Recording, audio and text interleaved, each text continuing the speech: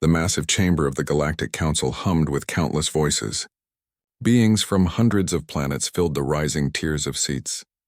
At the heart of it all stood High Elder Vox, his azure skin marked with the lines of countless years, his 4 eyes blinking deliberately as he waited for quiet. "I stand before you with an urgent message," Vox declared, his voice carrying more power than his frail form suggested. "A newcomer species has started venturing into the cosmos. They name themselves humans." Chuckles rippled across the room. Grand Counselor Mira, statuesque and elegant with shimmering silver skin, moved forward. "High Elder," she said warmly, though her gaze remained icy.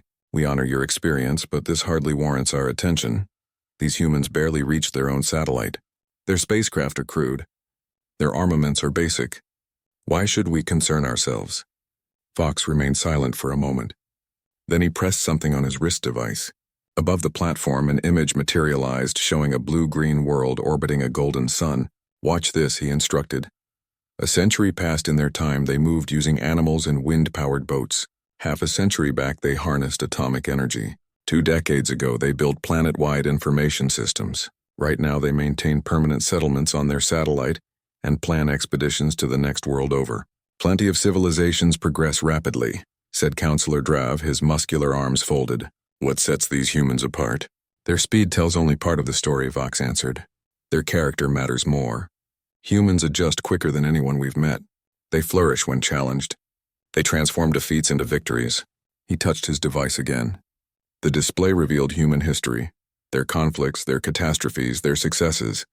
"Most crucially," Vox went on, "humans refuse to quit. When barriers block their path, they smash through. When they stumble, they rise tougher than before." Grand Counselor Mira laughed, and others echoed her amusement. "High Elder, respectfully. They behave like youngsters pretending to be soldiers. Their world remains fractured into competing territories that battle one another. How could they possibly endanger us?" Vox's ancient eyes sharpened. "I never claimed they threaten us now. I'm suggesting we exercise caution. The previous species with comparable flexibility was the Krien, and we remember what became of them." Silence blanketed the room. The Krien weren't discussed in refined circles. Their domain had expanded swiftly and collapsed even faster after confronting the Council's power 300 years earlier. "That situation differed," Mira said hastily. "The Krien were naturally hostile. From our observations, humans prefer harmony. Humans prefer staying alive," Vox corrected her. "They'll embrace peace if it serves their survival. They'll become fighters if conflict serves their survival. That's what makes them unpredictable. They become whatever circumstances demand." The council members shifted uneasily. Vox sensed he was losing their attention. They felt too secure in their dominance, too convinced of their superiority. "I'm only requesting we set clear limits," Vox stated. "Make contact while we still command respect. Establish guidelines before they discover there are none." "We'll think about your recommendation, High Elder," Mira said in a tone suggesting they'd do nothing of the sort. "The council appreciates your insight." Vox lowered his head and stepped down from the platform. As he moved slowly toward the exit, his aide Tall rushed beside him. "They won't pay attention," Tall murmured. "They rarely do," Vox responded. "But we've fulfilled our responsibility. Now we get ready." Captain James Reed stood on the bridge of the exploration ship Pioneer, gazing at the endless void through the main viewport. At 45, Reed was young for a captain, but his keen intellect and steady judgment had earned him leadership of humanity's finest vessel. "Anything on the scanners, Dr. Lane?" he inquired. Dr. Anna Lane, the ship's chief scientist, shook her head while her hands danced across her station. "Nothing yet, Captain, just more empty darkness." Reed acknowledged this. The Pioneer had been voyaging past the boundary of known territory for 3 weeks. Their objective was straightforward: venture farther than any human before and discover what existed out there. "Keep scanning," Reed instructed. "There's something here. I sense it." Commander Mike Foster, Reed's deputy, glanced up from his station. "Having feelings now, Captain? That's unusual for you." Reed grinned. "Call it intuition, Mike. 2 decades in space teach you to trust your instincts." "Your instincts had better be accurate," Foster said. "Earth headquarters is growing restless. They want discoveries, not endless reports of nothingness." "They'll get their discoveries," Reed assured him, one way or another. The bridge grew quiet as everyone resumed their tasks. Reed settled into his command seat thinking. Humanity had been reaching for distant stars for generations, but advancement had been gradual. The immense gaps between solar systems made exploration challenging. The Pioneer carried the latest propulsion technology, enabling faster travel than any previous craft, yet even so, the voyage had been lengthy. "Captain?" Lane's voice interrupted the silence. "I'm detecting something on long-distance sensors." "It's artificial." Reed stood immediately. "Display it on screen." The viewport shifted to reveal a small object drifting in the void. It was clearly manufactured, a metallic structure with extending panels that resembled solar collectors. "What are we looking at?" Foster asked, moving closer to the screen. "Unknown," Lane responded. "But it's definitely not one of ours. The construction is completely unlike our technology." Reed felt a chill travel down his back. "Are you telling me it's extraterrestrial?" Lane looked up, her eyes bright with excitement. "Yes, Captain. I think we've just discovered proof that we're not alone." The bridge erupted with animated discussion. Reed lifted a hand for quiet. "How far away?" "Approximately 6 hours at current velocity," Lane reported. Reed nodded. "Plot a course, Commander. Let's go introduce ourselves." 6 hours afterward, the Pioneer floated next to the alien construction. Up close, it measured roughly the size of a modest dwelling with a central core and extending arms supporting what were unmistakably energy-gathering panels. "No life signs detected," Lane announced. "It seems to be an automated station, possibly for surveillance or communication." Reed examined the alien machinery through the viewport. "Can we take it aboard for examination?" Lane paused. "I'm uncertain that's prudent, Captain. We don't know its function or who built it." "That's exactly why we need to examine it," Reed countered. "This is our mission, Doctor. First encounter with alien machinery. This could transform everything." Foster appeared concerned. "Captain, perhaps we should contact home first. Request guidance." Reed disagreed. "By the time we receive guidance, we could have learned twice as much independently. Besides, it's merely a machine." After careful positioning, the Pioneers team managed to secure the alien station in their storage bay. A group of scientists, including Dr. Lane, prepared to investigate it. "Be cautious," Reed cautioned them. "No unnecessary chances." "Understood, Captain," Lane replied, her voice tinged with excitement despite her previous hesitation. Reed observed from an observation port as the team approached the alien technology. This was the moment every explorer imagined. First encounter with evidence of extraterrestrial intelligence. "What's your opinion, Mike?" Reed asked his deputy. "Who constructed this and why leave it drifting here in nowhere?" Foster shrugged. "Perhaps it's a border marker or a traffic signal. Stop here, don't proceed further." Reed smiled. "If that's its purpose, they didn't make it particularly obvious." "Maybe they didn't anticipate us reaching this far this quickly," Foster suggested. Before Reed could answer, Lane's voice came through the communication system. "Captain, you need to see this. We've located what appears to be a control interface, and it's responding to our presence." Reed and Foster exchanged looks. "I'm coming down," Reed said, heading toward the storage bay. Whatever occurred next would alter human history permanently. What Reed couldn't realize was that the instant his scientists activated the alien device, a transmission spread across the cosmos, a transmission that would eventually reach the Galactic Council. And by that point, it would be too late to remember Elder Vox's warning. Administrator Ben paced anxiously in his office on Trail 9, a modest mining outpost at the boundary of Council territory. The station orbited a desolate planet abundant in valuable minerals. Beyond his window, cargo vessels arrived and departed, transporting workers and materials. "You should inform the Council," said Leah, his assistant. Her emerald skin appeared washed out under the office lighting. "Unusual signals always get reported. That's protocol." Ben dragged a hand through his cropped gray hair. Protocols, always protocols with you, Leah." "Protocols keep us secure," she countered. Ben stopped moving and looked at the information screen on his wall. It displayed a signal pattern unlike anything he'd witnessed. 3 days earlier, the station's sensors had detected it. Ben grinned. "Then we investigate personally.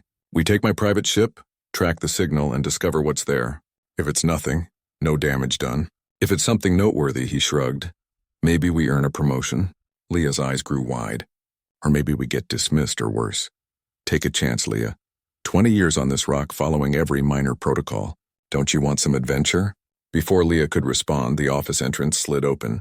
Trell, the station's security commander, entered quickly. Administrator, he said urgently. Long-distance sensors have identified an approaching craft. It's not one of ours. Ben felt his pulse quicken. The signal source? Most likely, Trell confirmed. It will arrive in approximately 6 hours. Ben straightened his uniform. Organize a welcoming party, and Trell, keep this confidential for now. Trell nodded and departed. Leah stared at Ben incredulously. You're going to meet them without council authorization? I'm going to welcome visitors to my station, Ben clarified. That falls within my authority. Leah shook her head but stayed quiet. Ben turned back toward the window, observing the stars. After years of routine, something fresh was finally occurring. Captain Reed adjusted his uniform as the Pioneer approached the alien station. Through the viewport, he could see it was considerably larger than the surveillance device they'd discovered. This was a complete settlement with ships arriving and departing. Life signs? Reed inquired. Multiple species, Lane reported from her science station. Hundreds of individuals. The station has artificial gravity and breathable atmosphere compatible with our requirements. Reed nodded. They've transmitted docking procedures. Apparently they're expecting us. How's that possible? Foster asked. We've never established contact before. The surveillance station, Lane suggested. When we activated it, it must have sent a transmission. Reed considered this. So they know we're arriving, but we know nothing about them. Not the ideal beginning, but we'll handle it. He touched a control on his seat. All personnel, this is the captain.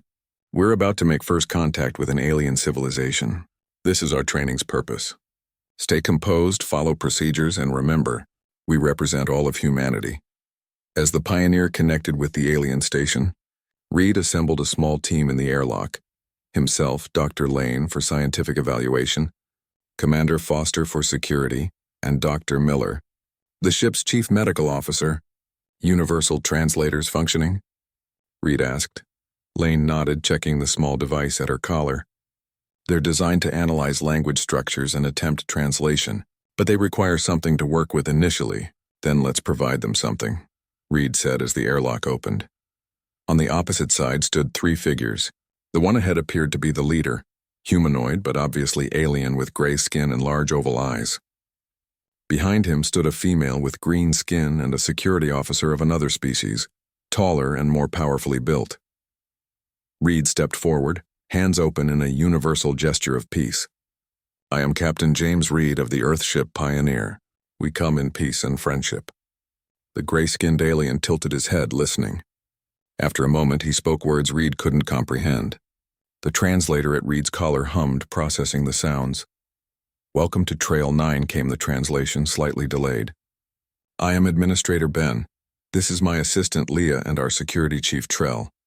Reed felt relief wash over him. The translators were functioning. Thank you for your welcome, Administrator. We are explorers from a planet called Earth. Ben nodded. We have much to discuss, Captain Reed. Please accompany me. As they walked through the station, Reed and his team tried not to stare at the various alien species they encountered. Some appeared nearly human, while others were wildly different.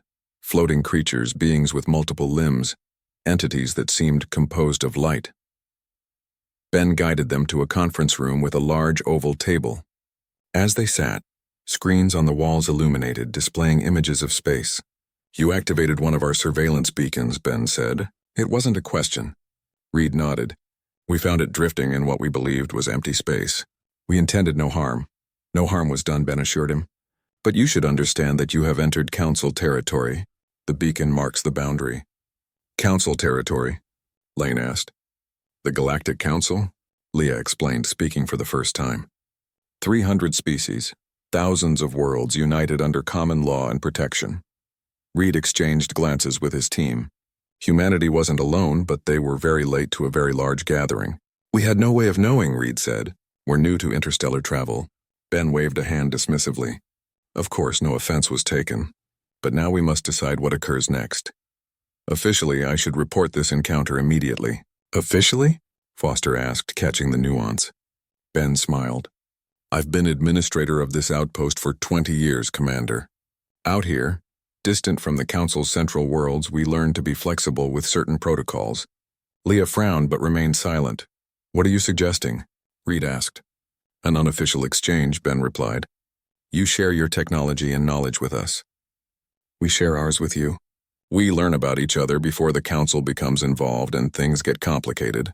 Complicated how? Lane asked. Ben hesitated.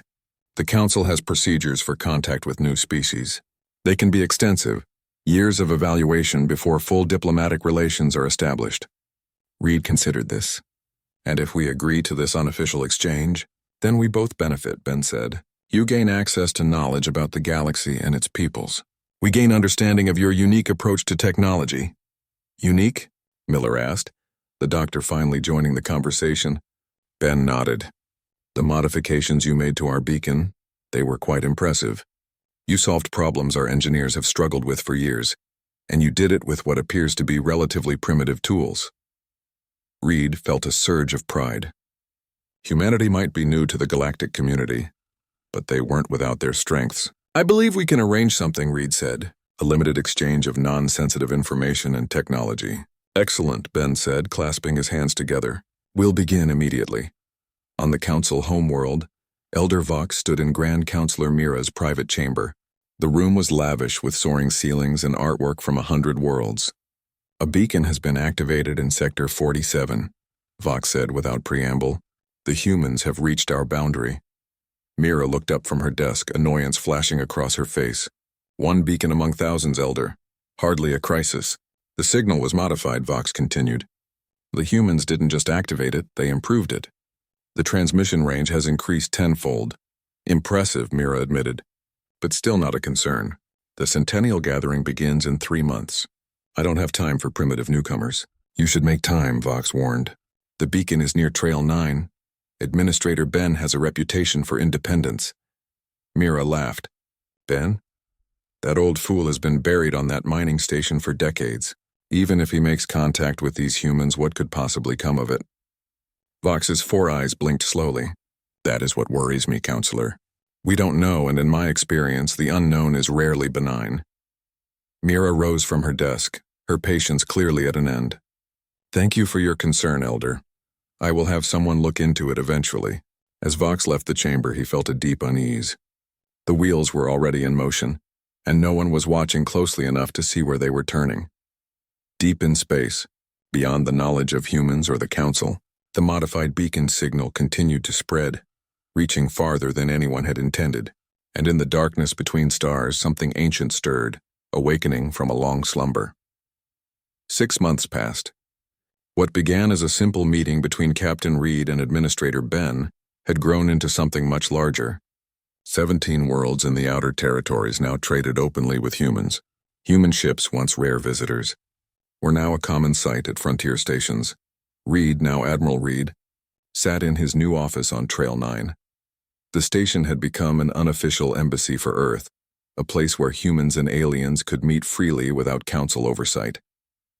The latest reports, Admiral, said Commander Foster, placing a tablet on Reed's desk. Reed picked it up and scrolled through the information. Trade is up another 30%. Human entertainment broadcasts are now reaching 23 Council worlds, and he paused, eyebrows rising. Is this correct? The Valari have adopted Earth music into their religious ceremonies. Foster nodded. Apparently, they find our classical music spiritually transcendent. Bach and Mozart are particularly popular. Reed leaned back in his seat. 6 months ago, we didn't know aliens existed. Now they're praying to the sound of our music. He shook his head in wonder. What's the Council's response to all this? Still minimal. Reed stood and walked to the window.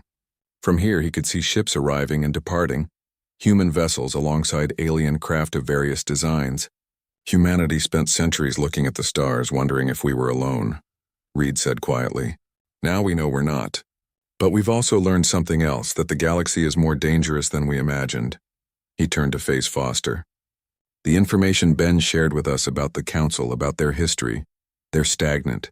Mike, 300 species all following the same rules, using the same technologies, thinking the same thoughts. They haven't had a major technological breakthrough in over a century. And we have, Foster asked. We've had 3 just from studying that surveillance beacon, Reed replied. Our engineers look at alien technology and immediately see a dozen ways to improve it, not because we're smarter, but because we think differently. We're not bound by their traditions, their ways of doing things. Foster frowned. So what's our goal here? What are we working toward? Reed's expression grew serious. Survival. The Council might see us as a curiosity now, but that won't last. Sooner or later, they'll see us as a threat. We need to be ready when that happens. On the planet Valari, young Trin sat in his room, eyes fixed on the screen in front of him. On it, a human story played, something called a movie about a small group fighting against impossible odds and somehow winning. "Trin, dinner is ready," his mother called from downstairs. "Coming," he replied, but didn't move. The movie was reaching its climax, the heroes making their final stand. His door opened and his father stepped in. "Watching human broadcasts again?" he asked, his tone disapproving. Trin nodded without looking away from the screen. "They're amazing, Father. The humans think so differently from us."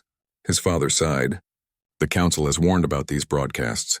They call them cultural contamination." Now Trin did look away, his eyes flashing with rare defiance. "The Council is afraid of new ideas.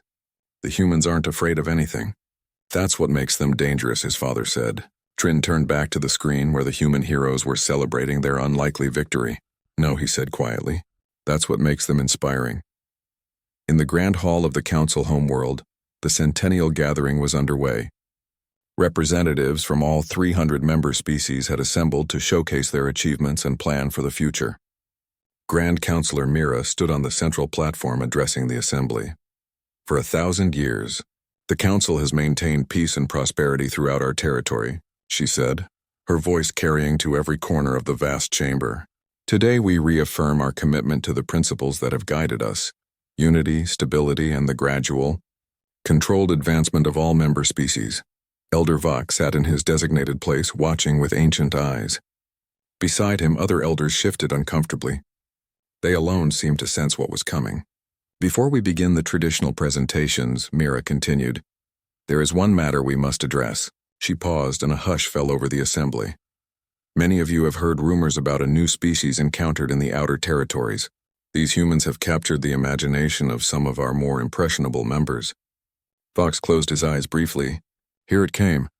While we welcome cultural exchange and peaceful contact," Mira said, "we must also protect our way of life. The rapid spread of human influence, unchecked and unregulated, poses a potential disruption to our carefully balanced society." Murmurs spread through the hall.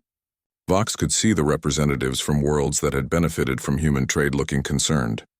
"Therefore," Mira continued, "the Council proposes a containment policy. A quarantine zone will be established around human-controlled territory. Trade and communication will be limited and monitored.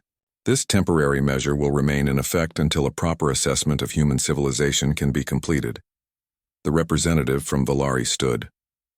"With respect, Grand Counselor, my people have found great value in human cultural exchanges. Their art forms have enriched our spiritual practices." "That is precisely the concern," Mira replied smoothly. "Uncontrolled influence leading to cultural shifts without proper oversight." Another representative stood, this one from a mining world. "Human technology has increased our production by 40%. Their methods are unconventional but effective." "Effective, yes," Mira acknowledged. "But have you considered the long-term consequences? Their approach to resource extraction differs greatly from our sustainable models. What might seem beneficial now could prove destructive in the future." One by one, Mira addressed the concerns raised by various representatives. Her arguments were reasonable, her manner calm and authoritative. To most in the chamber, she appeared to be the voice of wise caution. But Vox saw through it.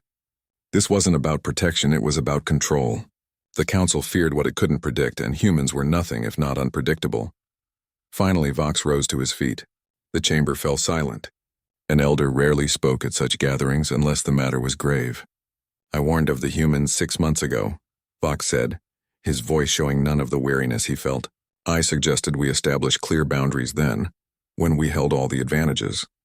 That opportunity has passed." Mira's smile tightened. "Then you support the containment policy, Elder Vox?" "I support wisdom," Vox replied. "And wisdom tells me that trying to contain the humans now will only provoke them. They are curious by nature. Tell them they cannot go somewhere, and they will immediately try to go there. What would you suggest instead?" Mira asked, a hint of mockery in her tone. "Engagement," Vox said simply. "Full diplomatic relations. Bring them into the Council as observers first, then members. guide them rather than restrict them. Laughter rippled through the chamber. The thought of bringing such a primitive species into the council seemed absurd to most. The Elder's concern is noted, Mira said, dismissing Vox's suggestion without a second thought. Now let us vote on the containment policy. The vote was overwhelmingly in favor. Only the representatives from worlds already deeply involved with humans stood opposed. The council had spoken. Humans would be contained, their influence limited, their expansion halted. 3 days later, at the edge of what was now officially designated Quarantine Zone Alpha, 3 council battle cruisers moved into position.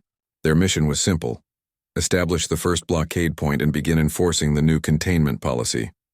Contact approaching, reported the sensor officer on the lead cruiser. 2 vessels, human design, just 2? The captain asked, surprised. Our intelligence suggested they would respond with at least 5 ships. Perhaps they didn't take our warning seriously, his second officer suggested. The captain smiled. Then this will be a simple demonstration of council authority. On the main screen, the human ships came into view. They were smaller than the council vessels, with sleek lines and unusual configurations that didn't match any known design philosophy. Open communication channels, the captain ordered. Let's inform them of the new regulations. Before the communications officer could comply, the human vessels split apart, moving with a speed and precision that seemed impossible.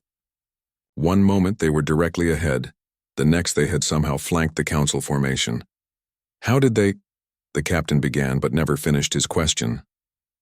Both human ships released a cloud of small objects, hundreds of them spreading out to surround the council vessels. Weapons? The captain asked urgently. Negative, the sensor officer replied, confusion in his voice. They appear to be communication buoys of some kind. They're broadcasting on all frequencies. The main screen flickered and a human face appeared. It was Admiral Reed, his expression serious but not hostile. Attention, council vessels, Reed said. We understand you've been ordered to establish a blockade. Before you proceed, I want to demonstrate something. The screen split, showing a view of space around the council ships. The small objects the humans had deployed were now forming a complex pattern, creating a network that encircled the blockade. These are communication relays, Reed explained. A new design based on your own technology, but modified to operate at higher frequencies. Right now, they're transmitting uncensored information to every world within 50 light-years. Information about Earth, about our technology, our culture, our ideas. The captain stared in disbelief. You can't do this. The council has voted. The council voted without consulting us, Reed interrupted. That's poor diplomatic practice where I come from.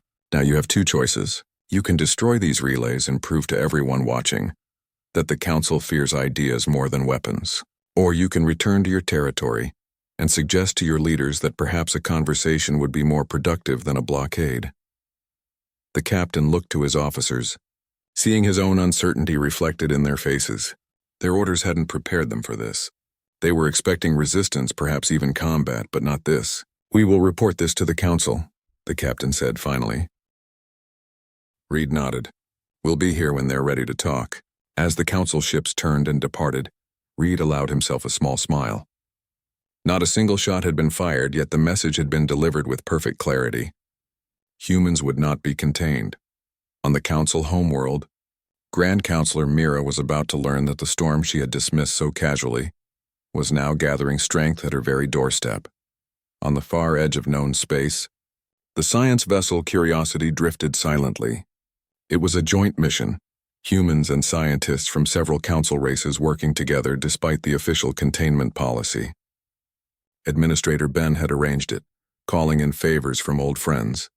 Dr. Lane stood at the main sensor console, frowning at the readings. That can't be right, she muttered. Trell, the security chief from Trail 9 who had joined the mission as Ben's representative, moved to her side.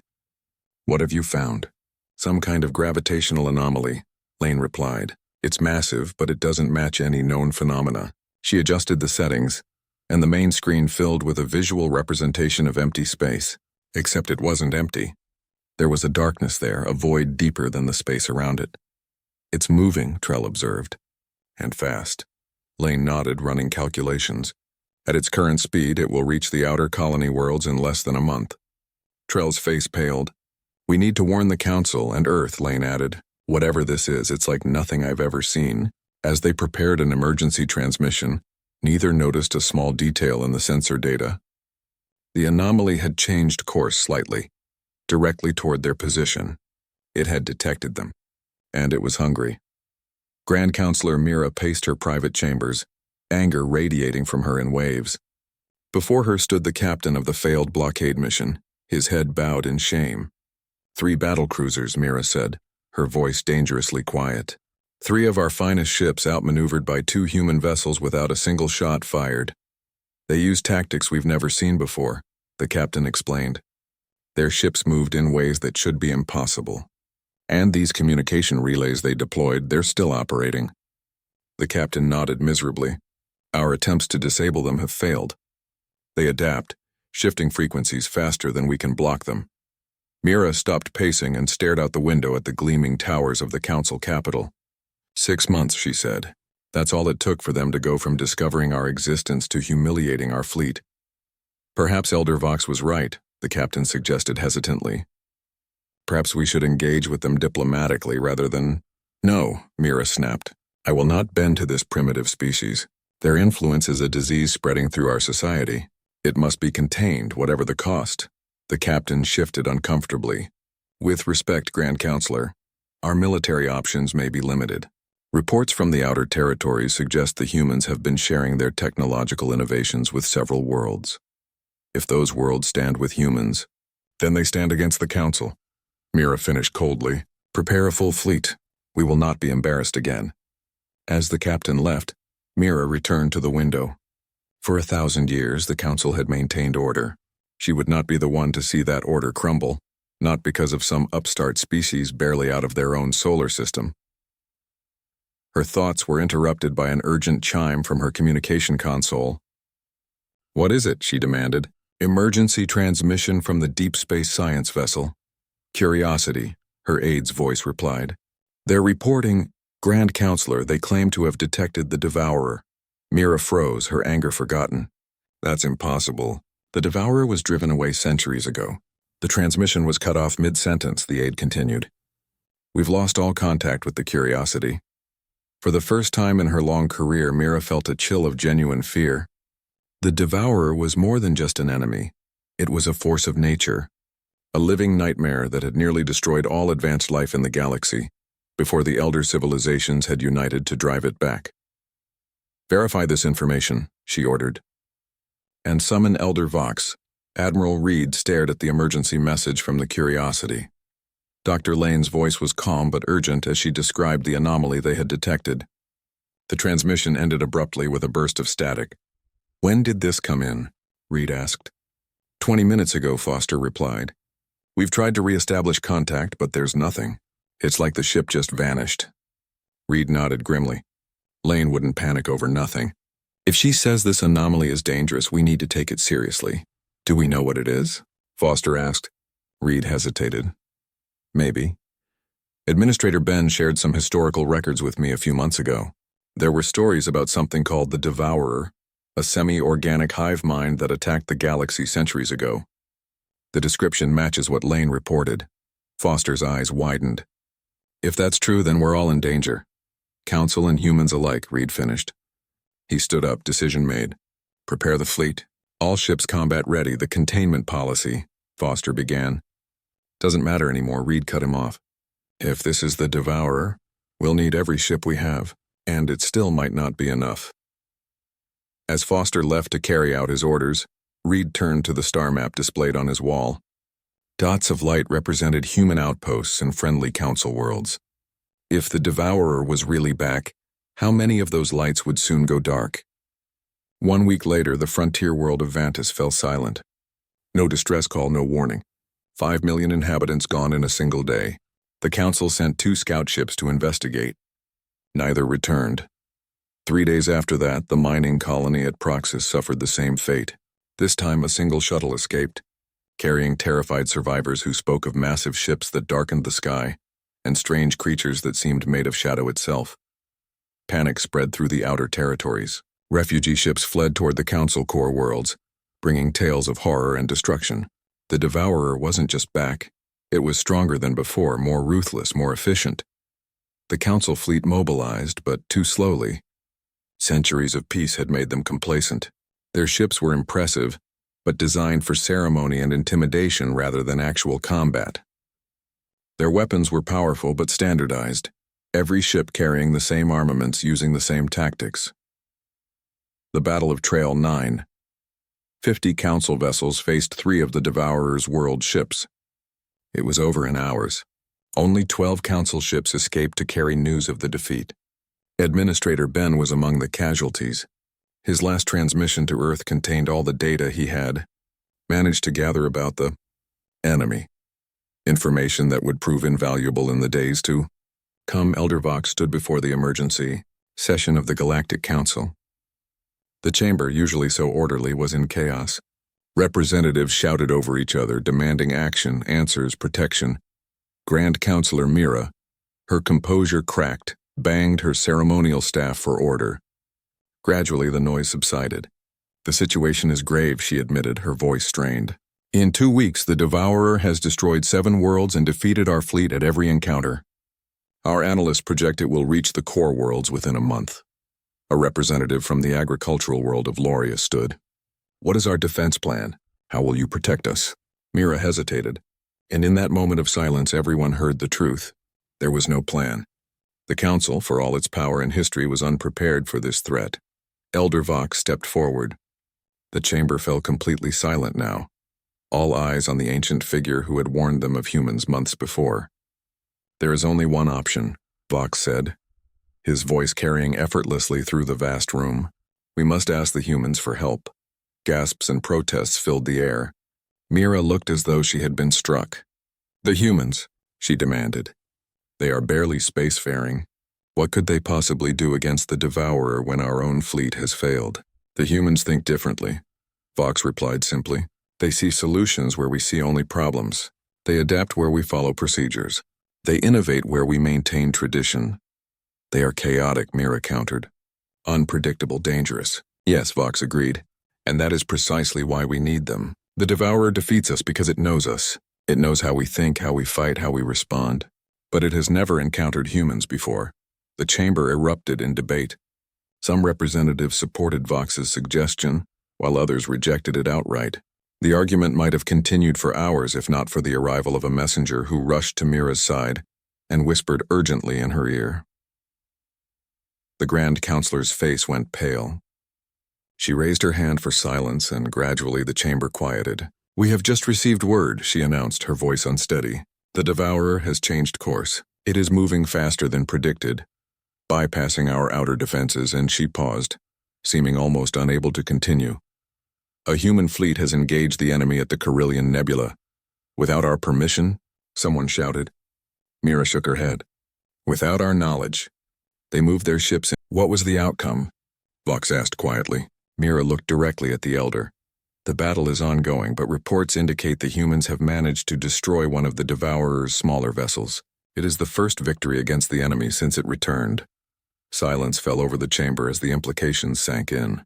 Then slowly representatives began to nod, to look at each other with new understanding. Even Mira seemed to accept what had become inevitable. "Open communications with Earth," she commanded.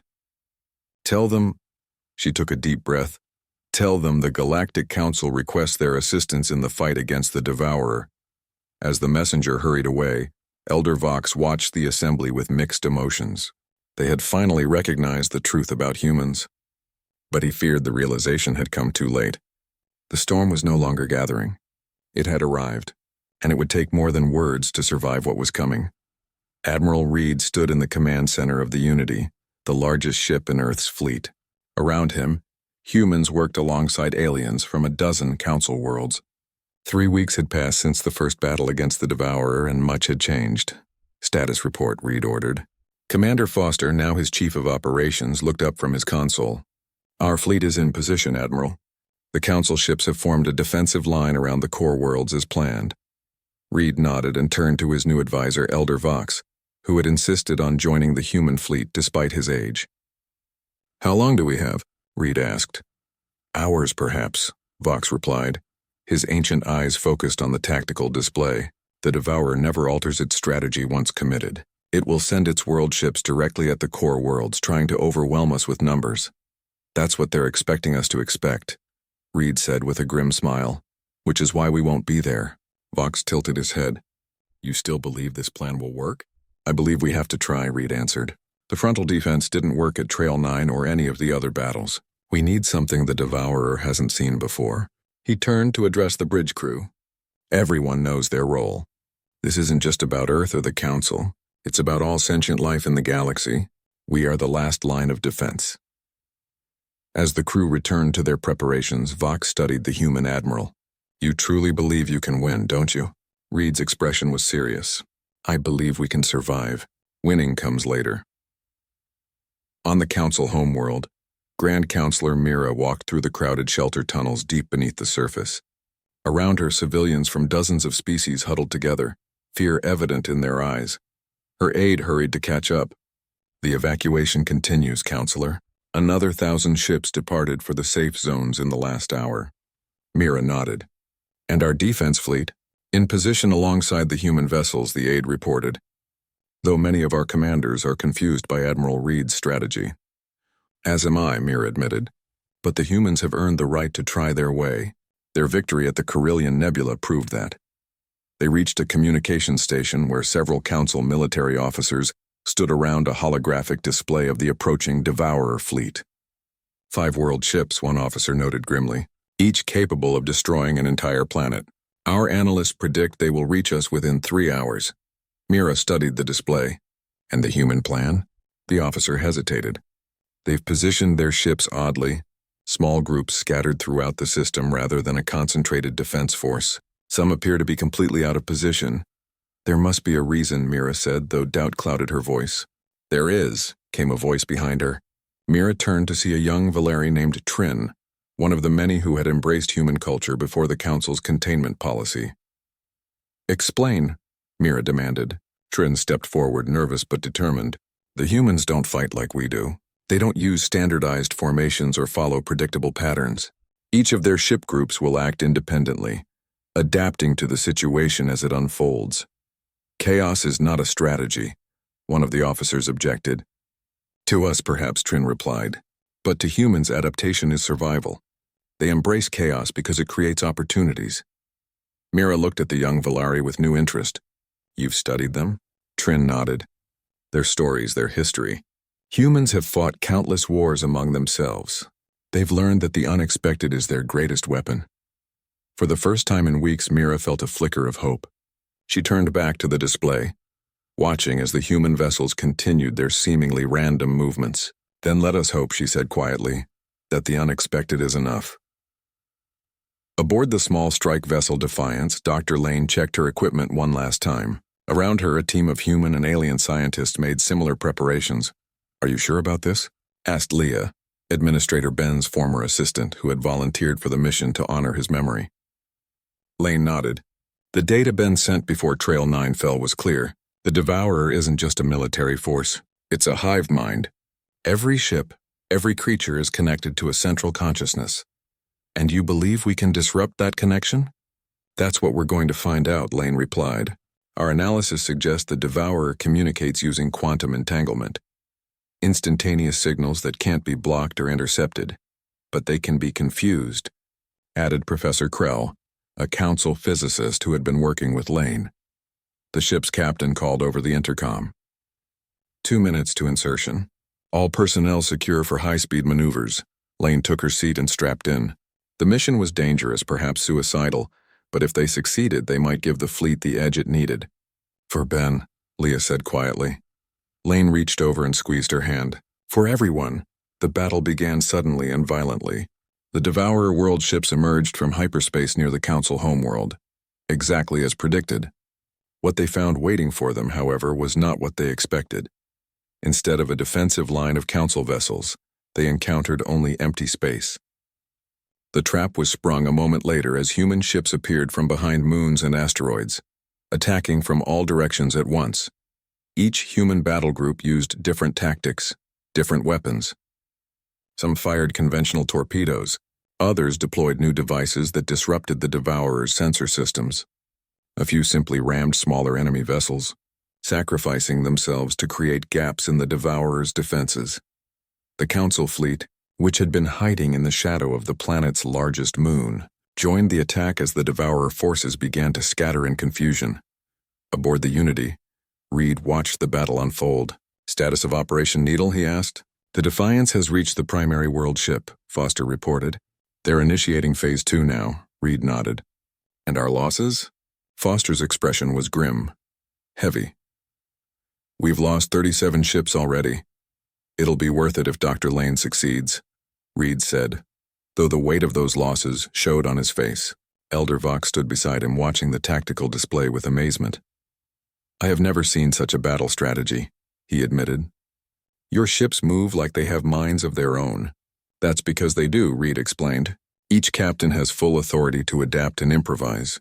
We gave them the objective, not step-by-step instructions." Vox nodded slowly. "Freedom within structure, chaos with purpose. That's humanity in a nutshell," Reed said with a small smile.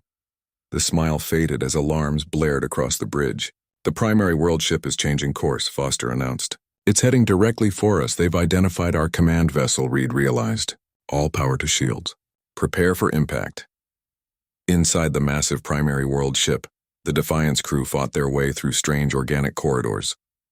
The interior was like nothing they had ever seen, half machine, half living tissue, pulsing with eerie light. "This way," Lane directed, following the readings on her device.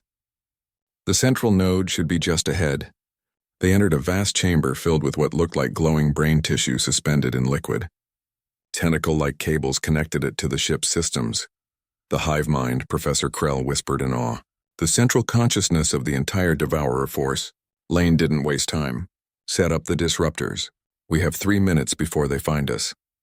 The team worked quickly, placing small devices around the chamber. These weren't weapons in the traditional sense. They were quantum oscillators designed to interfere with the Devourer's communication network. 30 seconds, Leah warned, watching the entrance. Lane made a final adjustment. "Ready." Everyone back to the ship. As they ran, Lane activated the devices remotely.